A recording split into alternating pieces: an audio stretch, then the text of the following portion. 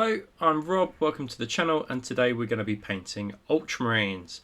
This video is going to take you through how to paint the blue of the Ultramarines. It's going to take you through the airbrushing stages as well as the stages that involve glazing and highlighting and edge highlighting as well. And we're also going to use it as an opportunity to try out Redgrass Games' new version 2 wet palette that they sent me as well. It's a fantastic piece of kit. I'd really recommend picking it up, and definitely is the sort of the next evolution in terms of wet palettes. I've had a chance to use it on a couple of projects now, as well as using it on a course as well where I was painting faces last week.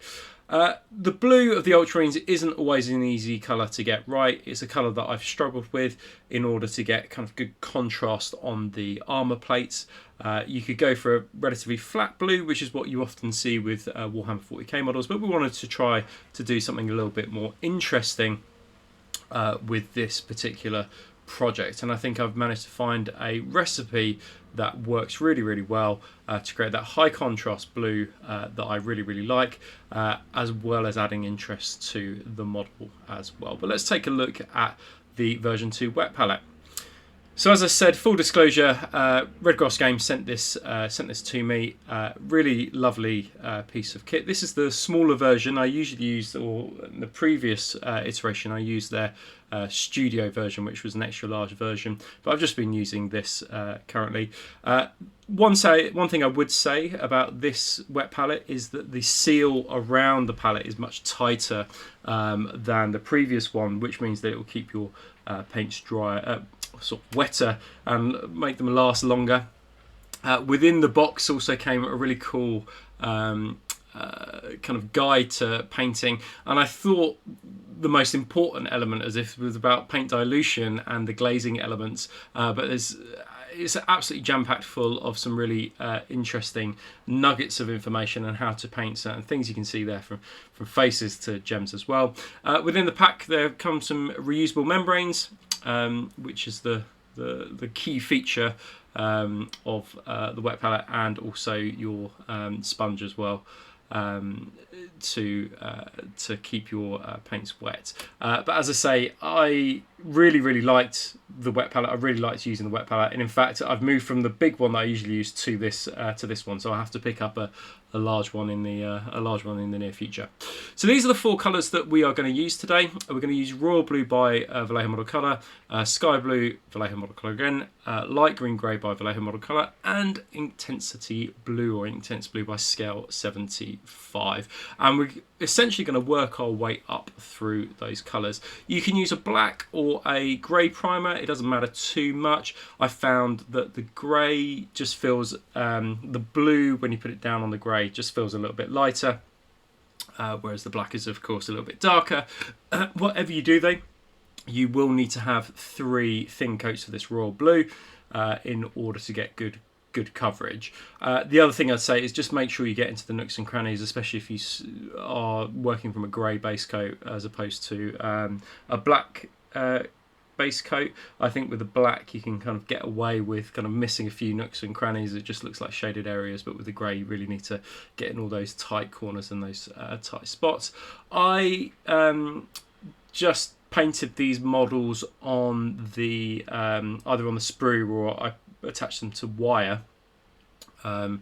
I don't think it really matters too much. The heads I left separate just for ease of painting, and certainly the Terminator head as well, because I needed to get kind of to the back of it as well, just for ease. It was just a bit easier to get in the back. So this is what it looks like. This is just their Vallejo's Royal Blue. It looks quite flat at the moment, but it is quite a cool looking blue. So if you are just looking for kind of one kind of blue, I'd really recommend this. We're going to use a mix now, about a 50-50 mix of Royal Blue and Sky Blue. Sky Blue is a bit too bright. Royal Blue, obviously, you know, we've just used that one, so we want to up the contrast a little bit. And that's the sort of colour we're going to be kind of aiming for. But as I say, it's about a 50-50 mix of the two. And you can see where I'm placing the highlights. Now, even at this stage, I'm being quite careful with my highlights and thinking about where I'm placing them. You can see here, I've chosen a direction for the light. And there's a, hitting it a 45-degree arc, but I'm placing those highlights at very kind of specific and key areas. Along the top of the arm, remember, treat them like cylinders. The legs are cylinders as well, so we'll hit the front of each of the each of the legs. We'll also do the same when we turn the model over. I would say that I probably do 2 thin coats of this highlight. So I think when you apply this, it's 2 thin coats, and you can see how thin the layers are when they go down. It looks brighter because it's wet right now, but when it dries, it will dry a little bit darker. But 2 thin coats I think is reasonable. You can see me going back over here just to establish those highlights again. I think what's also important is that you don't need to take it as bright as I go. You could stop at this point, and if you're happy with a highlight that looks like this, for some people that will be quite bright already. So it might just be that you stop there. Right, whatever we've got in the airbrush now, that mix of royal blue and sky blue, we're going to get rid of it all basically. This is just a lint-free rag that I use for this kind of thing. Get rid of it all. But you're going to keep some left over in the bottom of the cup, add a little bit of airbrush thinner, and then we're going to add to that some light green grey. So it's not straight up light green grey, it's been kind of mixed in with that royal blue and that sky blue, but we just want to knock the light green grey back a little bit, and you can see the colour that we're creating now. So whatever was left over from before, you can see what's left over. I think the other thing I would say about the light green grey is because it's just on the whiter side, sometimes if you don't thin it enough, it can be quite speckly. So make sure you either use plenty of thinner or a little bit of flow improver to get it moving. And then in terms of the highlights, we just reinforce those tippity top highlights, but I think that be careful with this. You don't want to go too over the top. It's just the highest points on the model is all you're kind of like really focusing on, because it really does add quite a lot of brightness to it. The other thing I'd say though is if it looks quite bright in the hand now, we will knock this back when we use our intensity. So don't worry if it looks really bright at the moment. So let's move on. You can see how bright it is and how light it looks so far. It's all okay because we're going to knock it back with some Inktense blue. I would say the rough kind of measurements I use for Inktense when thinning it is I use 4 drops of thinner to 1 drop of Inktense blue, and I tend to find that's kind of my rule of thumb when using it through the airbrush. Just make sure that it's not splattery, just make sure it's nice and smooth through the airbrush. If you do find it's a bit speckly, then you can just add a couple of drops more thinner in. And here we're focusing on all the areas where we didn't hit with the highlight. So underneath, you can see I'm hitting on the side of the legs there. I'll do the inside of the leg as well there, and on the opposite side I'll do the side of the legs. And you can see it's a really lovely rich blue, but what it does, it knocks back some of the highlights we've done, but essentially creates quite a lot of contrast within our model. And I think the thing about blue is that you've really got to work hard in order to create a lot of contrast, especially with these Ultramarines models as well, because loads of them, like the Suzerain, the Praetors, they are absolutely jam-packed full of details which you could either paint with white or gold, so you don't actually see a lot of the blue. So it's really important that you really up the contrast on these elements now in order that you feel like you've got a really striking model, because lots of this will be kind of covered up.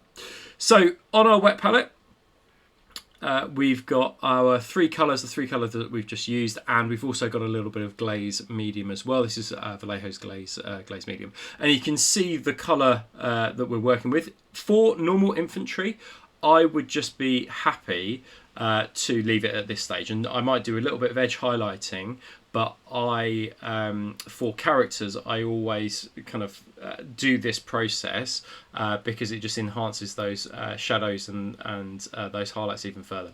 So what we've got a mix of sky blue and just a dash of the royal blue mixed with a little bit of glaze medium, and what we're doing, we're just going over those areas, those tippity top highlight areas here where the light would be shining.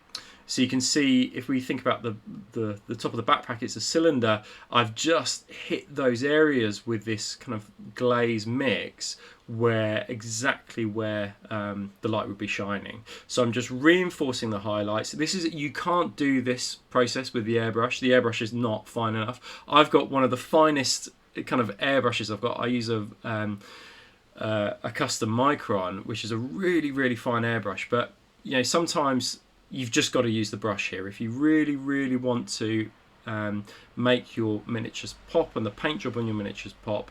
You can do the airbrushing first, but it's always worth doing this last little stage here just to reinforce those highlights. This one I wanted to keep in this footage. We haven't looked at the Terminator too much, but you can see it's a lovely cylinder, and what I'm doing is I'm just glazing over the area where the light would be hitting. Now it looks quite bright at the moment, but eventually when it dries it will really be knocked back, but will have left a you know, a slight highlight, and then you can build that up even further, thinking about your percentages each time, you know, working within the band of light. But as I say, this is just sky blue mixed with the regal blue, just a dash of regal blue here. And I'll go through this process. I'll highlight all the elements of it where I've, you know, done the highlights on the airbrush. You can see me working through this model. There's not a whole lot of areas that need kind of highlighting, but you can't do this without a wet palette. And I think that's the key thing and why I wanted to show you this video alongside the new wet palette by Redgrass Games, which is that if you don't use a wet palette, you should really think about investing in one, because you can't enhance the highlights on your key character models. And we'll have a look at the Primarch Rabute Gilliman later. You can't do that without a wet palette. It's just not feasible. It's just not possible. So really worth thinking about investing in them, and then, you know, you'll be able to kind of work on all your miniatures in such a way. And I don't just do this for Ultramarines. I would do this for every legion. I've done it for Word Bearers. I would do it for Sons of Horus. I would do it for Night Lords. You know, all those legions, I would do this process. So this is the next step. We've just got some straight up sky blue. We need to add an awful lot of glaze medium to it, and you can see how thin it is. And then here, this is our tippity top highlights. And eventually, after I've done kind of those highlights with that glaze medium, I will then use sky blue to edge highlight as well. I don't think, although we've got light green grey on the palette, I don't think I ever actually went up to light green grey. But you can see here, I'm just adding a few kind of edge highlights here and there, and I would also glaze this into the highest areas as well. But as I say, straight up sky blue, maybe mixed with just a little bit of water, just to help you with your kind of your edge highlights here, just to define the model. Again, you don't need to do every single edge. To the key, most prominent ones, and you can see me focusing on the hands here. We'll do the wrist elements on there as well. Some on the feet, on the side of the backpack as well. Now, I've speeded up this. You've seen me do this loads of times if you've seen any of the videos, which is just adding the transfers on. So once I've done the edge highlights on the model, I will then add the transfers. I've glossed this model using a Halford's Gloss lacquer, which is just a car lacquer. I use Micro Set even, I'm lying to you, Micro Set initially, and then I add the transfer, and then once that's dried I'll go over it with Micro Sol. And on these particular Praetors, there's not a whole lot of space that you can do transfers, but do try and do a few here and there. It just adds some extra detail. I think is just, you know, really interesting.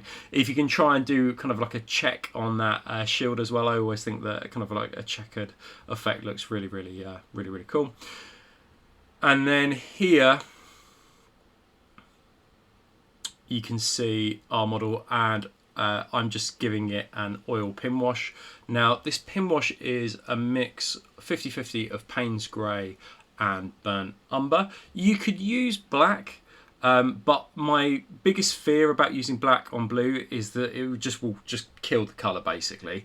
And I think that lovely bright blue that you've created, you you still want to maintain the luster of that blue, and I think that using just straight up black will really knock it back. So I would try and avoid just using straight black. I've used an off black, Payne's grey, which is more on the kind of like the bluey side, mixed with a bit of burnt umber, because I wanted kind of the idea of grime and things like that and dirt built up. These are veterans of the war, the Shadow Crusade, I guess, or fighting against the Shadow Crusade. So I really wanted that kind of like that build up of dirt.